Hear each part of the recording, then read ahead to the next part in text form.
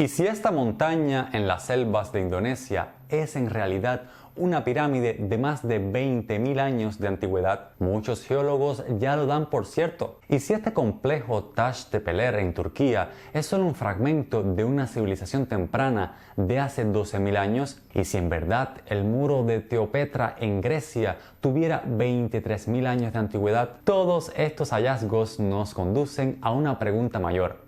¿En realidad conocemos cuál fue la primera civilización humana?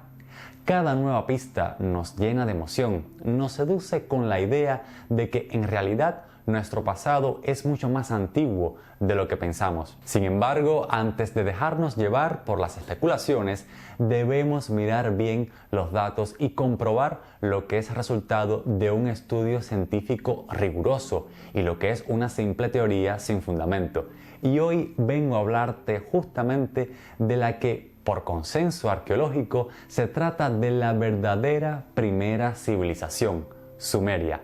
Hoy vamos a recorrer un camino que empieza en templos sin agricultura, aldeas sin jerarquías, montículos misteriosos y que culmina en la primera ciudad del mundo, Uruk. Un viaje por 10.000 años de historia, un viaje hacia el origen mismo de lo que somos.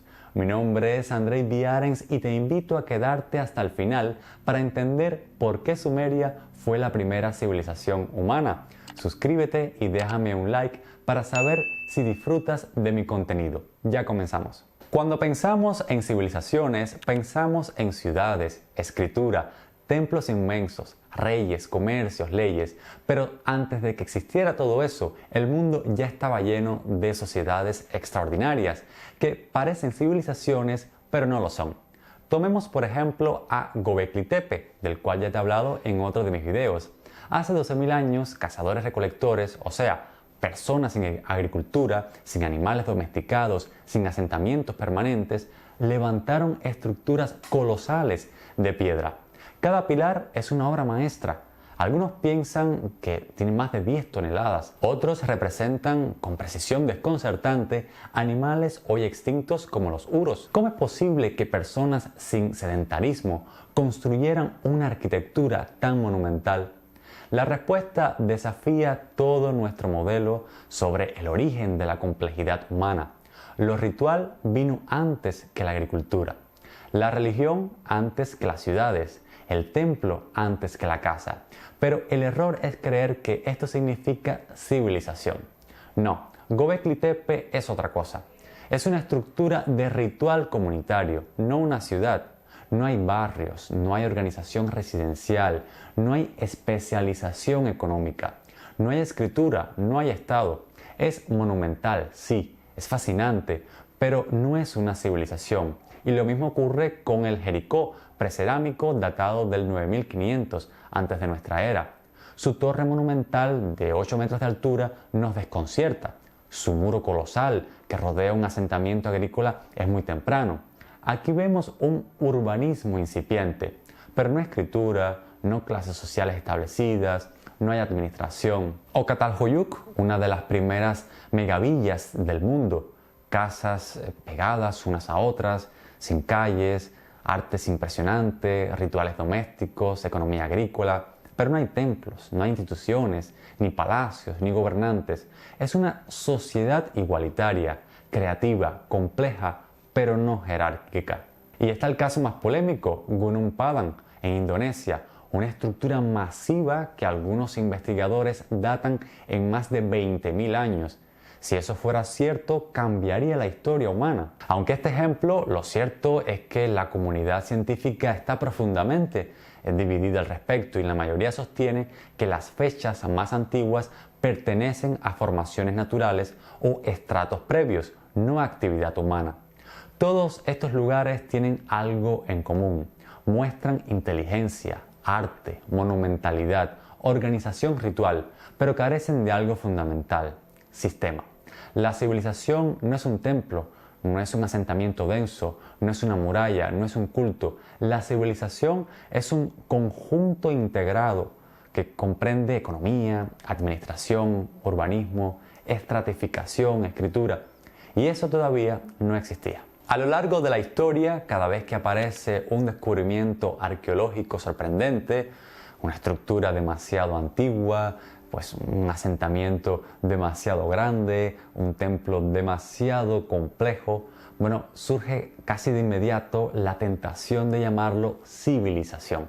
Es una palabra poderosa, cargada de prestigio y misterio, pero también es una palabra peligrosa, porque si la usamos sin cuidado, la historia deja de ser historia y se convierte en fantasía. Por eso, antes de buscar la primera civilización humana, debemos comprender qué significa realmente ese concepto. No es una pregunta trivial.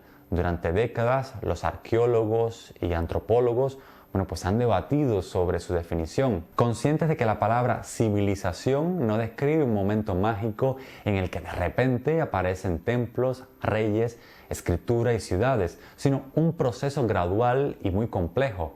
El primer gran intento de definirla de manera clara provino del arqueólogo Gordon Childe, una de las figuras más influyentes del siglo XX. Childe observó que para distinguir una civilización de una simple sociedad compleja se necesitaban varios elementos al mismo tiempo: ciudades densas con miles de habitantes, una división clara del trabajo, jerarquías sociales estables, sistemas de registro, idealmente que fuera escrito, administración centralizada, arquitectura monumental ligada a instituciones, comercio a larga distancia y, por supuesto, una religión capaz de unir a comunidades extensas bajo una misma visión del mundo.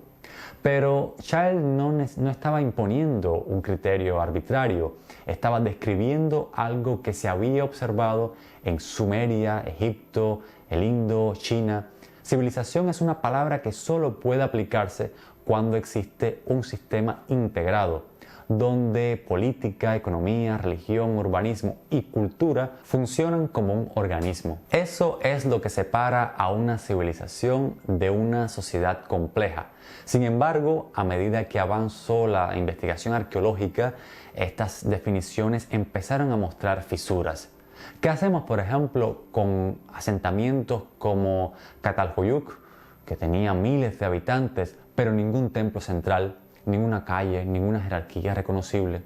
¿Qué hacemos con por ejemplo, Göbekli Tepe, que tiene monumentalidad extraordinaria, pero ninguna evidencia de agricultura, de administración o de residencia permanente? ¿Qué hacemos con Jericó, el Jericó precerámico, que tiene murallas imponentes, pero no tiene escritura ni artesanos especializados?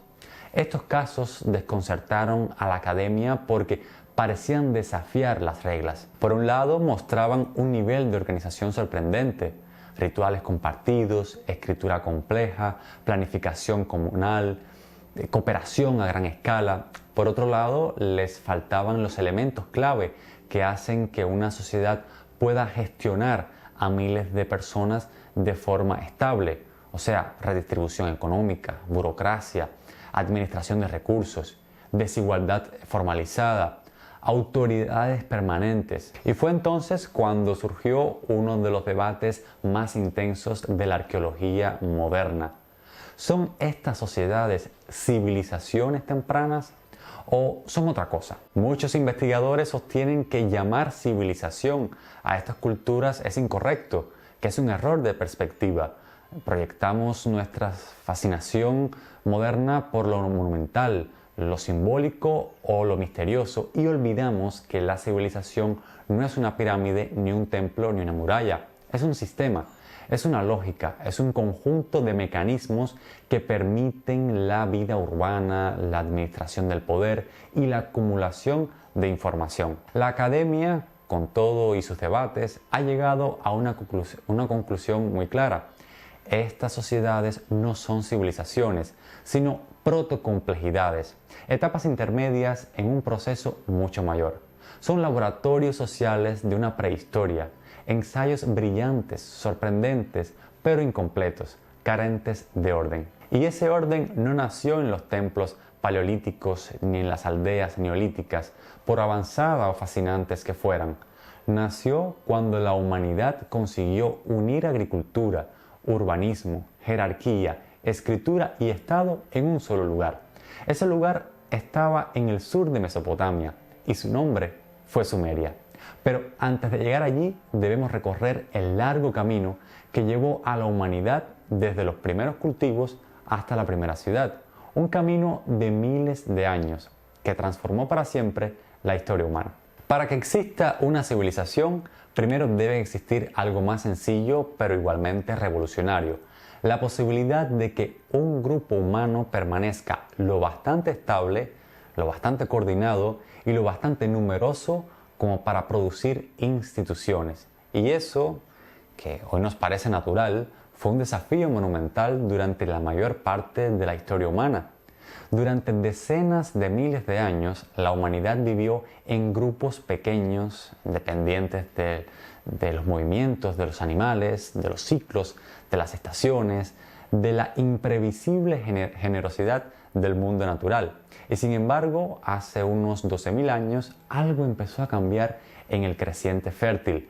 Algo tan lento que ninguna generación fue consciente de ello, pero tan profundo que transformó a todas las que vinieron después. Ese algo fue la agricultura. Pero incluso esa palabra es engañosa porque sugiere un invento repentino, un descubrimiento puntual. La realidad es mucho más compleja. Antes de cultivar plantas, las sociedades natufienses ya recolectaban cereales silvestres de forma intensiva.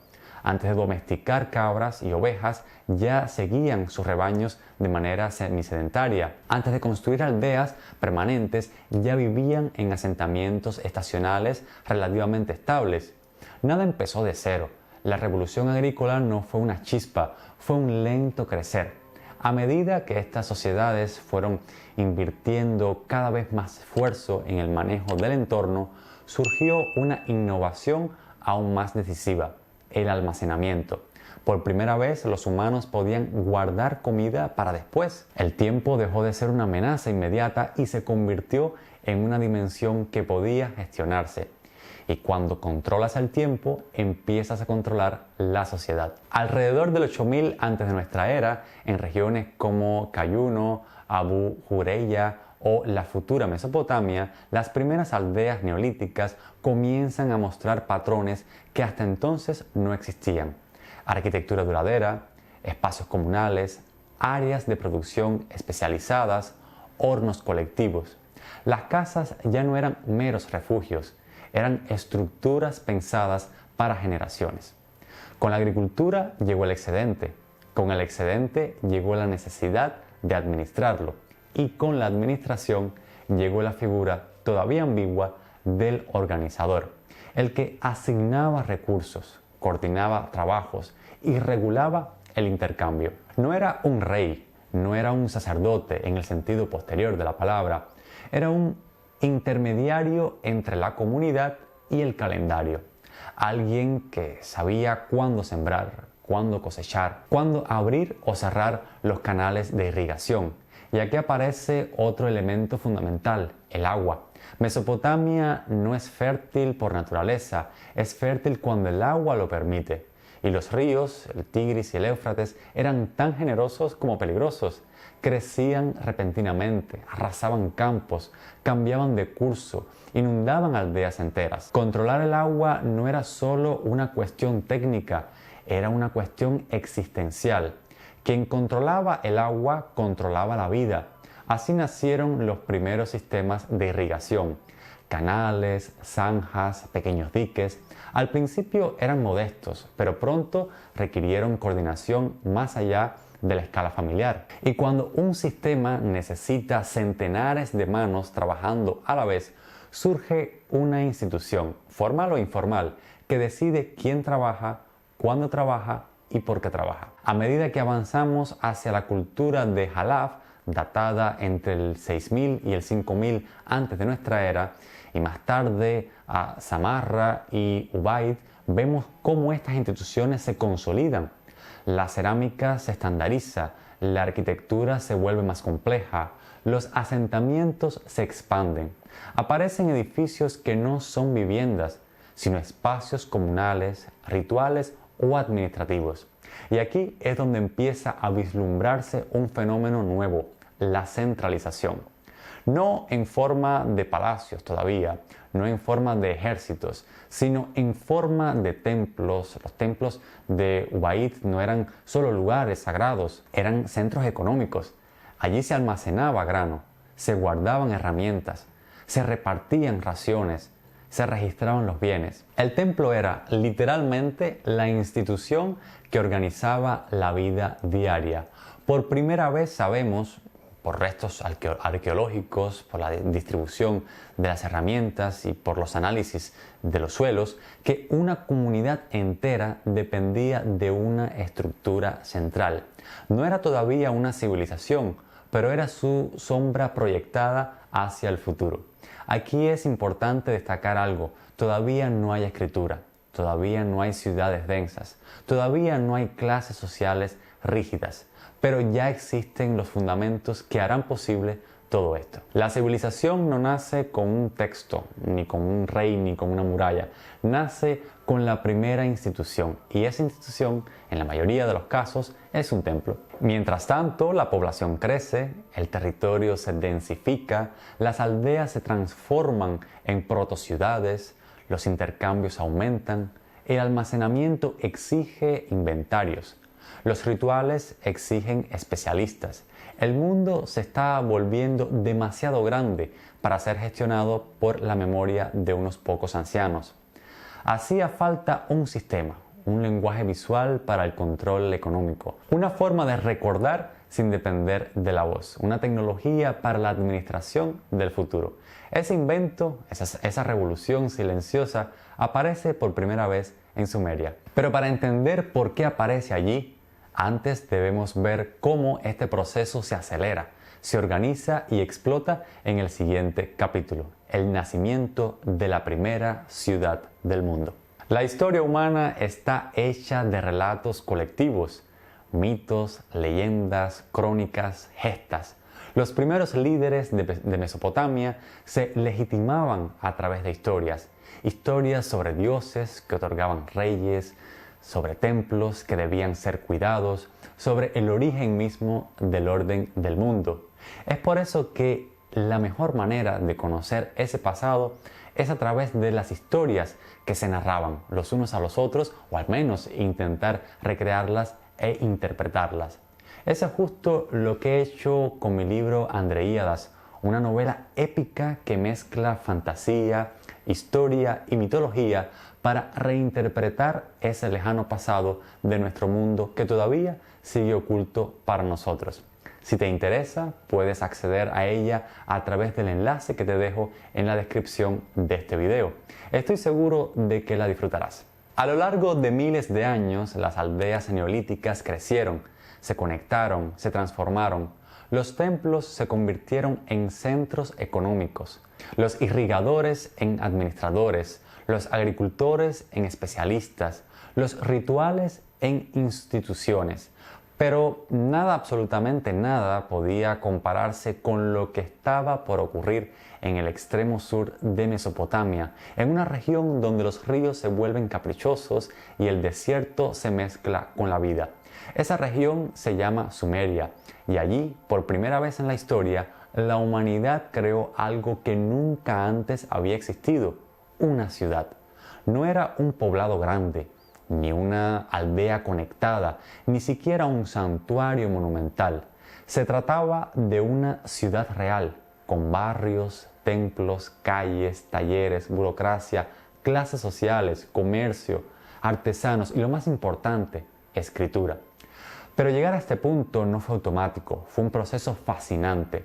Las listas reales sumerias, documentos que mezclan historia y mito, llaman a Eridu la primera ciudad, y arqueológicamente no estaban tan equivocados.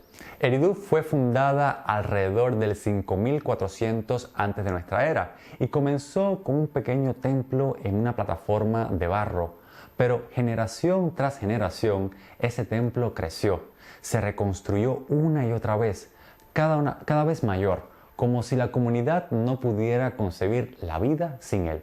Con el tiempo, el templo se convirtió en el centro de una red económica. Almacenaba grano, distribuía alimentos, pesaba bienes, organizaba trabajos comunales. Lo que antes era simplemente ritual, ahora era administración. Eridu no era todavía la gran explosión urbana, pero sí el primer latido de la civilización. Luego apareció Uruk, una ciudad que hacia el 3300 antes de nuestra era ya contaba con decenas de miles de habitantes, un lugar tan monumental que los arqueólogos llamaron a esta fase Período Uruk, porque definió por completo el nacimiento de la vida urbana.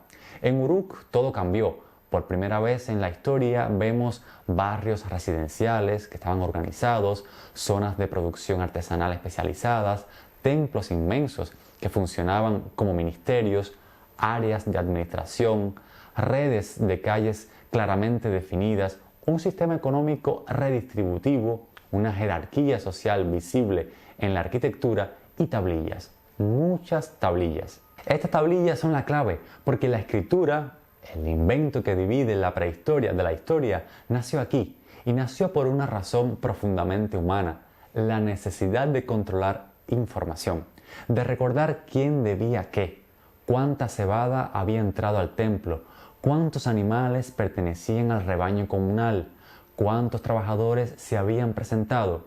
En Uruk y en otras ciudades sumerias, la arquitectura no es solo un conjunto de edificios, es una declaración de poder. Los templos se levantan sobre plataformas que requieren un esfuerzo monumental. Cada capa de barro, cada ladrillo, es un mensaje. Esta institución durará más que ustedes. Y alrededor del templo se organiza todo lo demás. El templo no es solo un lugar sagrado, es el primer estado. Allí trabaja una élite administrativa que registra, ordena, calcula, distribuye. Allí se ordena quién siembra, quién cosecha, quién pesca, quién cuida el ganado. Por primera vez, una parte de la población deja de producir alimentos para vivir de su función administrativa. Eso es especialización, burocracia, civilización. La economía sumeria fue la primera economía compleja de la historia. Las tablillas muestran transacciones de bienes, listas de trabajadores, inventarios de ofrendas, contratos, acuerdos, raciones distribuidas a mujeres, hombres y niños. Los primeros pictogramas son dibujos de cebada, ovejas, jarros, cabezas humanas, manos.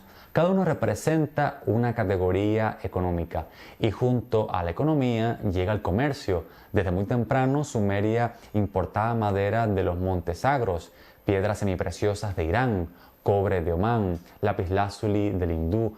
A cambio exportaba cerámica, textiles, herramientas y productos agrícolas. Por primera vez el mundo se conectaba a través de redes comerciales amplias y estables. Ahora, es importante que insista en esto. Los templos no eran solo edificios administrativos, eran el hogar terrenal de los dioses. Inanna, Enki, Ulu, An, cada dios tenía su ciudad y cada ciudad tenía una identidad religiosa propia. Los templos funcionaban como bancos, archivos, centros de educación, laboratorios de innovación. Y los sacerdotes eran los primeros funcionarios públicos. La religión no era privativa, era un asunto estructural, era la base de la cohesión social. Por otra parte, las ciudades sumerias muestran la primera estratificación social de la historia. Hay casas grandes y casas pequeñas, barrios privilegiados y zonas humildes. Hay artesanos especializados, burócratas, sacerdotes, agricultores, comerciantes y trabajadores del templo. Y también hay algo más, jefes, líderes, protorreyes. El poder estaba naciendo y con él la política. Ahora hagámonos esta pregunta. ¿Por qué la primera civilización humana surgió justamente ahí y no en Anatolia, ni en China, ni en el Indo, ni en Egipto? Los arqueólogos señalan varios factores: la necesidad de controlar el agua en un entorno impredecible, la concentración de poblaciones agrícolas, la competencia entre aldeas vecinas, la fertilidad de los lodos aluviales, la innovación tecnológica acumulada de culturas previas y sobre todo la aparición del templo como institución económica central. Sumeria no fue un milagro, sino una convergencia de todos estos factores. Una convergencia tan poderosa que transformó aldeas en ciudades y seres humanos en ciudadanos. Y así, cuando la ciudad nació, nació también algo más, la posibilidad de que las ideas viajaran, se copiaran, se adaptaran y se multiplicaran. De modo que la civilización no se quedó en Sumeria, sino que desde allí se expandió y cambió el mundo. Si estás disfrutando de este video, suscríbete y déjame un like. Dime en los comentarios qué otros grandes misterios sobre esta civilización te gustaría escuchar en uno de mis próximos videos. Una civilización no es solo un conjunto de innovaciones, es un modo de vida capaz de propagarse más allá de su lugar de origen. Y eso es precisamente lo que ocurrió en Sumeria. Una vez que la ciudad apareció en los llanos del sur de Mesopotamia, nada pudo frenarla. Sus ideas, sus tecnologías y su forma de entender la sociedad comenzaron a expandirse como un río en época de crecida, transformando todo lo que tocaba. La primera señal de esa expansión no fue militar, sino económica. Desde muy temprano, los sumerios establecieron redes de intercambio que conectaban regiones separadas por cientos de kilómetros. Sus tablillas hablan de maderas llegadas desde los montes Sagros, piedras semipreciosas traídas de Irán, metales importados desde el Golfo Pérsico, conchas marinas que viajaban desde Bahrein o incluso más lejos. Sumeria era un mundo sin montañas, sin bosques y sin minerales, y eso obligó a sus ciudades a mirar hacia el exterior. Necesitaban recursos y estaban dispuestos a crearlos mediante comercio, alianzas y diplomacia. Pero esta expansión no se limitaba a bienes materiales, también viajaban las ideas. La arquitectura de Ubaid, por ejemplo, había dejado su huella en el norte. Ahora era el turno de Uruk. Las formas de los templos, los patrones cerámicos, los métodos de irrigación, la organización del trabajo, incluso ciertos elementos estéticos se empiezan a reconocer en regiones tan distantes como Siria o Anatolia. No era una colonización en el sentido moderno de la palabra, era una especie de contagio cultural. Las aldeas que comerciaban con Sumeria veían, aprendían, imitaban. En este momento surge un fenómeno sorprendente, la aparición de enclaves uruqueos fuera de Sumeria. Pequeñas colonias, por así decirlo, verdaderos puestos avanzados, situados a cientos de kilómetros al norte, en los que los arqueólogos encuentran cerámicas, sellos administrativos y estilos arquitectónicos propios del sur. No sabemos si estos enclaves eran pacíficos o si existían tensiones con las poblaciones locales. Lo que sí sabemos es que funcionaban como nodos de una red económica y cultural que por primera vez en la historia humana tenía alcance regional. Mientras la influencia sumeria crecía, también lo hacía su mundo interior.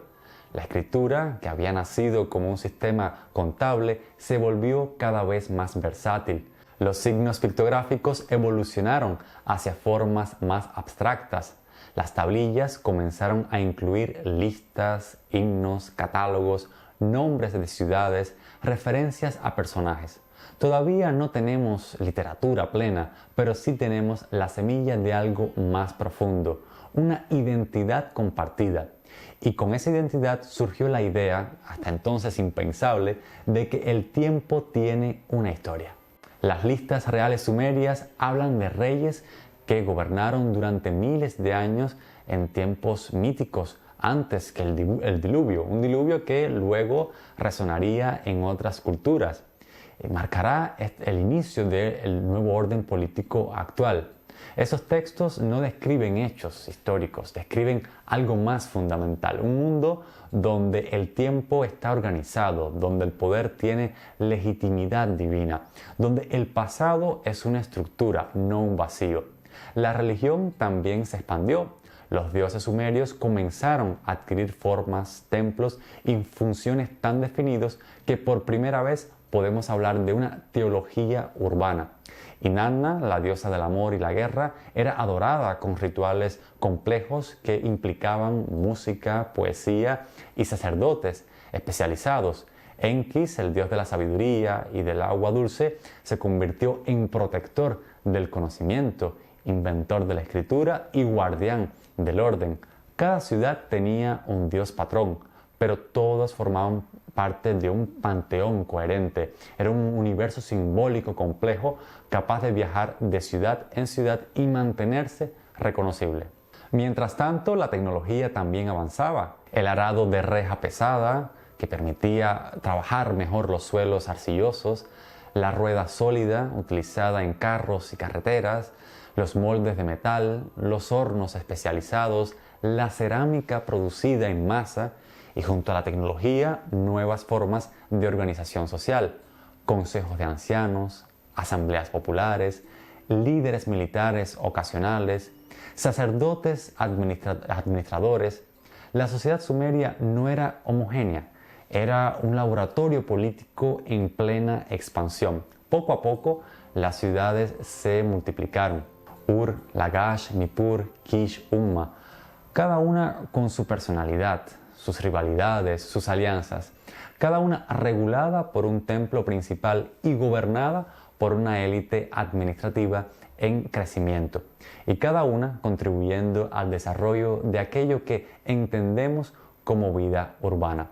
La expansión sumeria no fue una conquista ni un imperio, fue algo más sutil, el nacimiento del primer sistema mundo de la historia. Un sistema que conectó regiones, estandarizó prácticas, definió tecnologías e instauró una nueva manera de pensar la sociedad. Un sistema que preparó el terreno para todo lo que vendría después: los reinos, los imperios, la diplomacia, la literatura, la ciencia y la historia. Es difícil imaginar la magnitud de este cambio. Lo que había comenzado como un templo neolítico se había convertido ahora en una red urbana interconectada. En definitiva, una civilización expandiéndose como si fuese inevitable. Pero ninguna civilización puede expandirse sin transformarse. Y para entender por qué Sumeria se volvió la primera de la historia, debemos mirar de cerca los elementos que la hicieron única, sus condiciones ambientales, sus innovaciones institucionales, su mundo simbólico y el modo en que todo eso encajó en una sola estructura.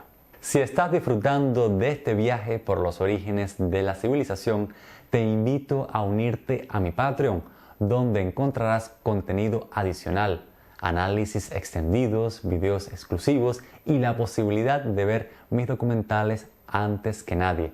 En esta ocasión, como material complementario de este documental, te hablaré con detalle sobre la lista de los reyes sumerios, un texto fascinante que nos habla de la historia y la mitología de esta civilización.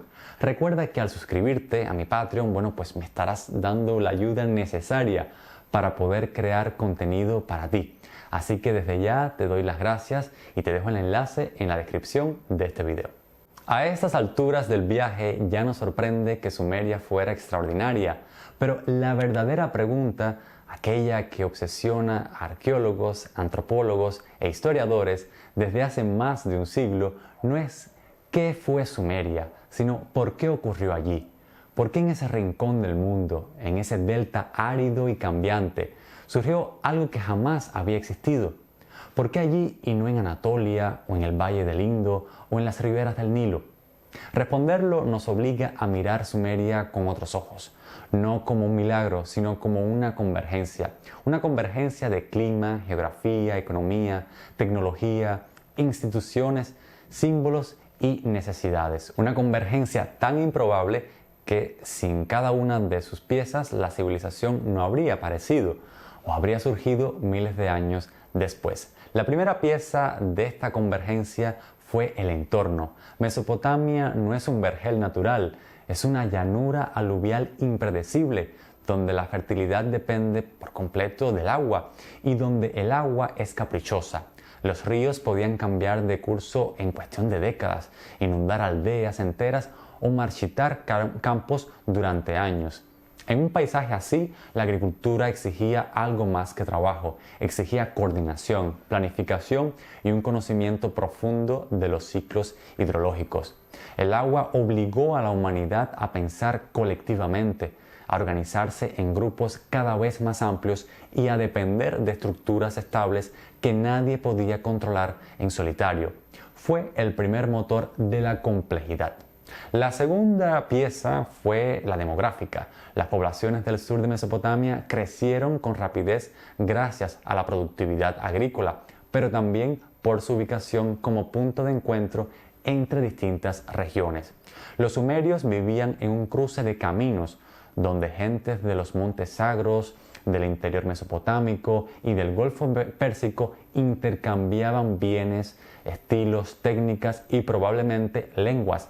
Este mosaico humano creó una presión cultural que fomentaba la innovación, nuevas herramientas, nuevas formas de organizar el trabajo, nuevas prácticas rituales. Las ciudades sumerias no fueron homogéneas, fueron cosmopolitas desde el inicio. La tercera pieza, por su parte, fue institucional. El templo, que ya había evolucionado desde Ubaid como centro económico, ritual y administrativo, encontró en Sumeria su máxima expresión.